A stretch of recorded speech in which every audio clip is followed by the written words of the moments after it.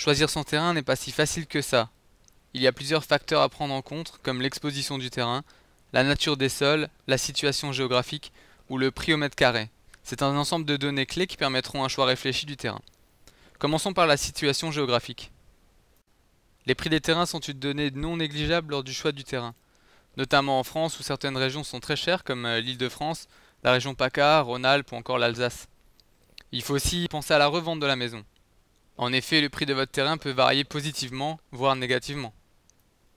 Attention pour les maisons containers, c'est important de se renseigner sur l'éventuelle proximité d'un monument historique parce que ça peut jouer sur l'obtention du permis de construire. Ça peut être plus difficile de l'avoir, en particulier pour ce type d'habitation, parce que c'est soumis à l'avis des architectes du bâtiment de France, qui vérifieront alors si la construction est conforme à l'environnement du monument ou du lieu historique. Avant d'acheter un terrain, le principal critère à vérifier est de savoir si ce dernier est constructible. Cette information, vous pouvez la trouver au service d'urbanisme des mairies. Il faut savoir que certains terrains peuvent avoir une parcelle non constructible. Vous pouvez le voir sur le PLU, le plan local d'urbanisme, qui définit la constructibilité des terrains de chaque zone. Il faut également étudier la nature du terrain. Ça peut être par exemple plus difficile de construire sur un terrain inondable. Il faut notamment consolider les sols. Vous pouvez également faire appel à un géologue qui pourra vous orienter pour utiliser les bonnes fondations. Enfin, les zones d'habitation sont régies par le PLU, vous pouvez regarder le schéma sur la droite, qui stipule les règles de construction et les interdits. Les derniers points concernent l'accessibilité et l'exposition des terrains.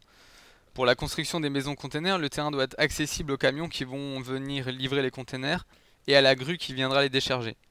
Vous avez deux cas de figure. Soit le terrain est assez grand, dans ce cas pas de problème.